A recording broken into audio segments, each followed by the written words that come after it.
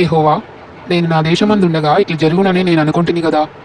అందువల్లనే నీవు కటాక్షమును జాలియును బహుశాంతమును అత్యంత కృపయు గల దేవుడివై ఉండి పశ్చాత్తాపపడి కీడు చేయక మానదు అని నేను తెలుసుకొని దానికి ముందుగానే తర్షీషునకు పారిపోతిని. నేనిక బ్రతుకుట కంటే చచ్చుట మేలు. యెహోవా, నన్నిక బ్రతకనీయక చంపుము. నీవు కోపించుట న్యాయమా?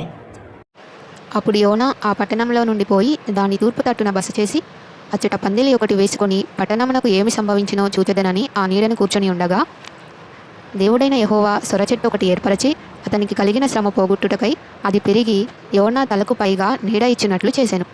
ఆ సొరచెట్టుని చూచి యోనా బహు సంతోషించెను. మరుసటి ఉదయమందు దేవుడు ఒక పురుగును ఏర్పరచక అది ఆ చెట్టును తొలిచినందున చెట్టు వాడిపోయెను.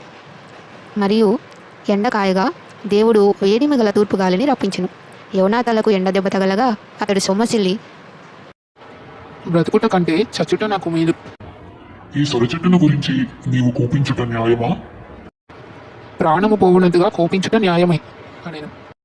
అందుకు యెహోవా, నీవు కష్టపడకుండాను పెంచకుండాను ఒక రాత్రిలోనే పుట్టి పెరిగి ఒక రాత్రిలోగానే వాడిపోయిన ఈ సొరచెట్టు విషయంలో నీవు విచారపడుచున్నావే. అయితే 120,000 కంటే ఎక్కువై కుడి ఎడమలు ఎరుగని జనమును బహు పశువులను గల నేనవే మహాపురం విషయంలో నేను విచారపడవద్దా అని యోనాతో సెలవిచ్చెను.